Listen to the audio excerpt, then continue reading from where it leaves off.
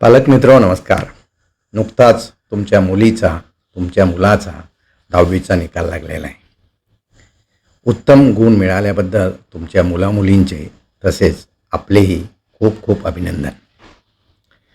11वीला आपल्या पाल्याने कोणत्या स्ट्रीमला प्रवेश घ्यावा याच्याबद्दल तुमच्याकडे विचार सुरू असणार आहे. कदाचित काही प्रमाणात आपण कन्फ्युज्डही असू शकाल. या कन्फ्युजनवरती तुम्हाला सोल्युशन मिळावं याच्यासाठीचा हा व्हिडिओ.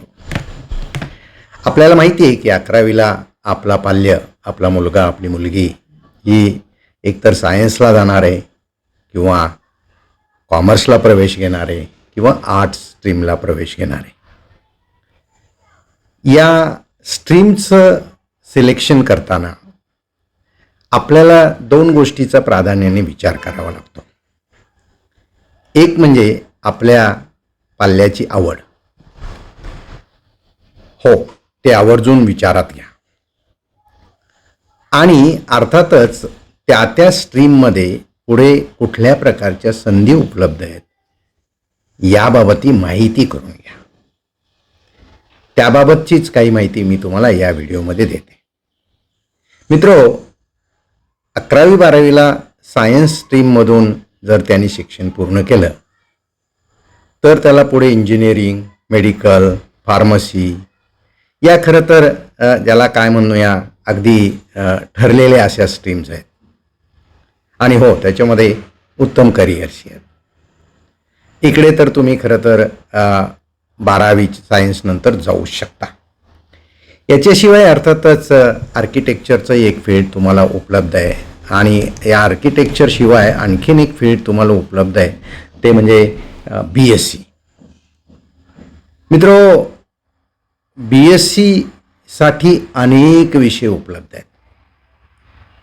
टू स्टार्ट विथ तुमचा मुलगा, तुमची मुलगी BSc मॅथमॅटिक्स करू शकते, BSc फिजिक्स करू शकते, केमिस्ट्रीमध्ये BSc करू शकते, लाईफ सायन्सेसमध्ये विशेषतः बॉटनी, झुऑलॉजी याच्यामध्ये खरं तर ते BSc करू शकतात.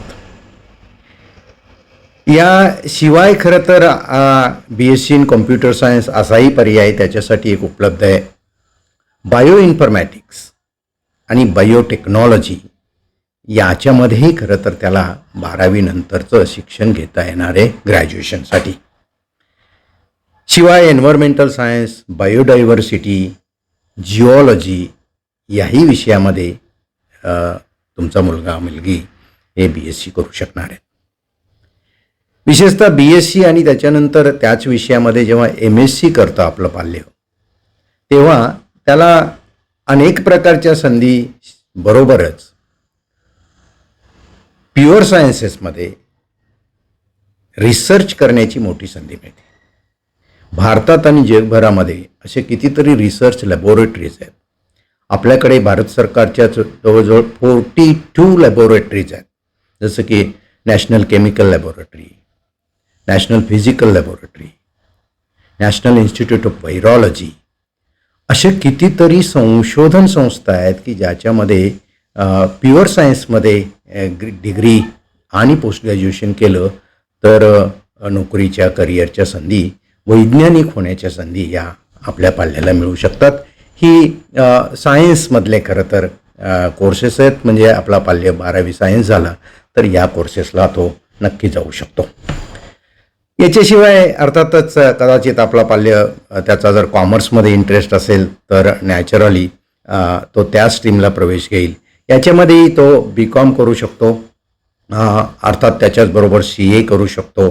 ही त्याच्याबरोबर करता येणारी आणखीन एक कोर्स आहे. BComमध्ये सुद्धा तुम्हाला सांगतो मित्रो की करिअरच्या दृष्टीने अकाउंट्समध्ये त्याला स्पेशलायझेशन करता येतं, मार्केटिंगमध्ये स्पेशलायझेशन करता येतं, अलीकडच्या काळामध्ये ई-कॉमर्समध्ये त्याला स्पेशलायझेशन करता येतं. BCom शिवाय अर्थातच त्याला BBA पण करता येतं, बॅचलर ऑफ बिझनेस ॲडमिनिस्ट्रेशन, ही पण एक डिग्री त्याच्यामध्ये त्याला करता येऊ शकते.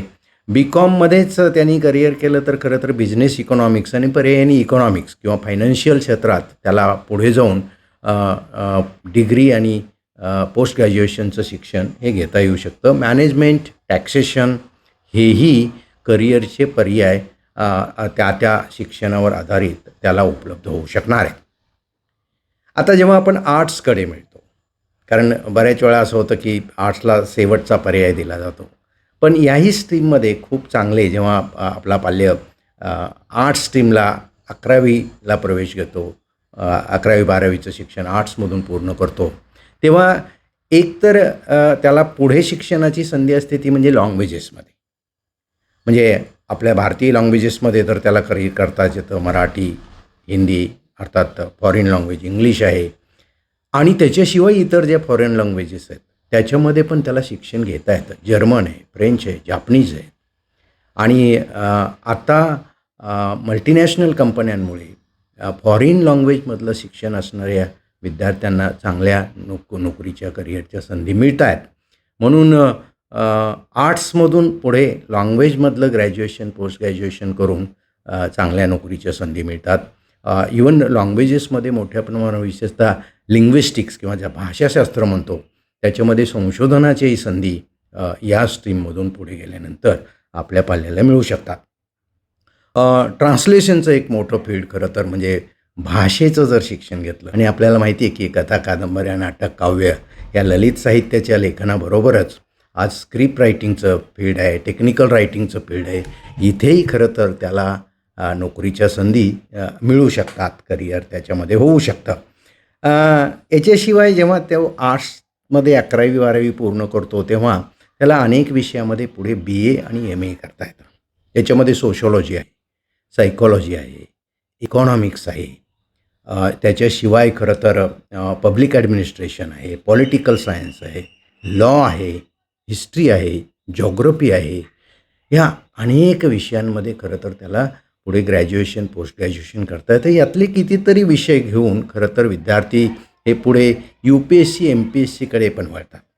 अर्थात आर्ट्सचे आणि सायन्स आणि कॉमर्सचे विषय घेऊन तिकडे जाता येतं, पण प्राधान्याने विद्यार्थी हे विषय 11वी-12वीला आर्ट्समध्ये जातात आणि पुढे ग्रॅज्युएशन हे ह्या विषयांमध्ये करतात. मी म्हणालो तसं sociology, political science, history, geography, economics या विषयांमधून ग्रॅज्युएशन, पोस्ट ग्रॅज्युएशन करून ते स्पर्धा परीक्षांकडे पण वळतात.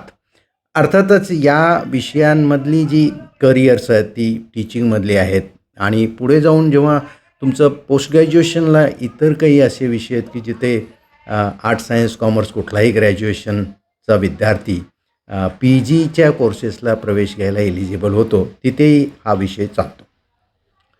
याच्याशिवाय खरं तर आर्ट्स, सायन्स, कॉमर्स या कुठल्याही फील्डमधून आलेल्या पाल्यांसाठी काही कोर्सेस आहेत. पुढे जाऊन जेव्हा ग्रॅज्युएशन कुठल्याही स्ट्रीममधून केल्यानंतर जर्नलिझमचा कोर्स आहे, लायब्ररी सायन्सचा कोर्स आहे, MSWचा कोर्स आहे. हेही कोर्सेस तुम्हाला कुठल्याही स्ट्रीममधून गेला तरी करता येण्यासारखे असतात.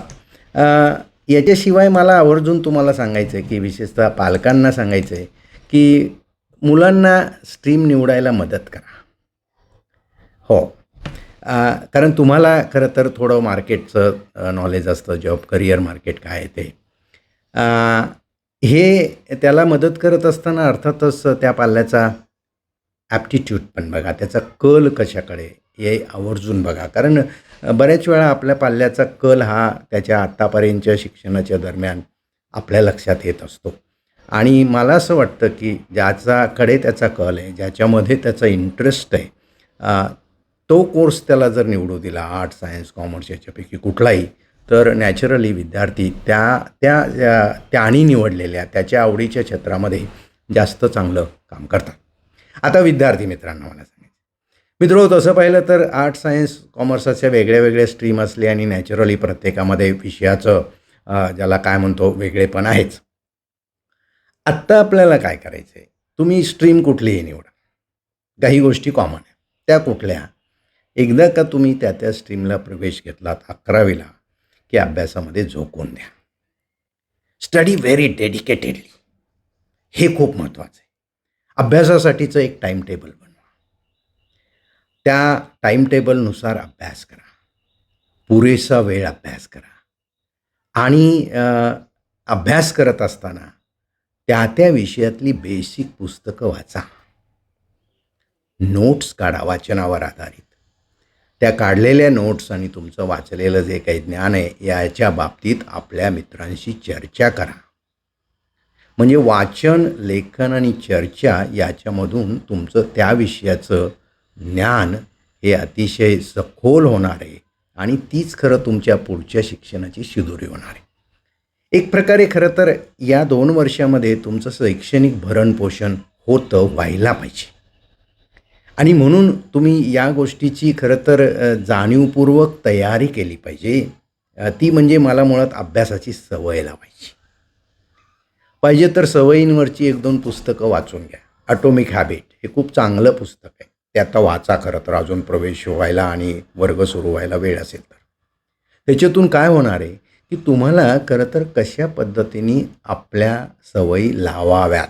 सवयी लावण्याचं पण एक तंत्र आहे. किंवा 5 AM क्लब हे रॉबिन शर्माचं पुस्तक आहे, वाचा तुम्ही. लवकर उठल्याचे काय फायदे होतात आणि लवकर कसं उठावं आणि आपला संपूर्ण दिवसभराचा वेळ कसा सत्कारणी लावावा याच्याबद्दलचं टेक्निक हे खरं तर रॉबिन शर्मा त्यांच्या 5 AM या पुस्तकामध्ये सांगतात. 5 AM क्लब ते तुम्ही आवर्जून खरं तर वाचा. आता काय होणार आहे की तुम्ही स्वतःच फील्ड निवडलेलं आहे आणि या पद्धतीने अभ्यासही केलेला आहे, तर खात्रीने यश हे तुमचंच आहे. खरं तर एंट्री लेवलला म्हणजे 11वी-12वीला जर तुम्ही तुमच्या विषयाचा परिपूर्ण अभ्यास केला, तर पुढे जाऊन त्याच विषयाचं जेव्हा तुम्ही ॲडव्हान्स लेवलचं शिक्षण घेणार आहात, तिथे या पायाभरणीचा खूप उपयोग होणार आहे मित्र. म्हणजे MPSC, UPSC आणि इतर स्पर्धा परीक्षेचा अभ्यास करत असताना बरेच विद्यार्थी पुन्हा एकदा 11वी-12वीचा अभ्यासक्रम अभ्यासतात. तर मला असं वाटतं तुम्ही आत्ताच जर तो चांगल्या पद्धतीने केला तर मला खात्री आहे की तुमचं पुढचं ग्रॅज्युएशन आणि पोस्ट ग्रॅज्युएशन हे तर उत्तम मार्काने होईलच होईल, पण तुम्हाला त्या त्या क्षेत्रामध्ये उत्तम करिअरच्या संधी मिळणार आहेत. मला असं वाटतं की आत्ता विचारपूर्वक निर्णय घ्या आणि त्या निर्णयाची अंमलबजावणी करण्यासाठी भरपूर कष्ट करा आणि यशस्वी व्हा. त्याच्यासाठी तुम्हाला शुभेच्छा देतो आणि थांबतो.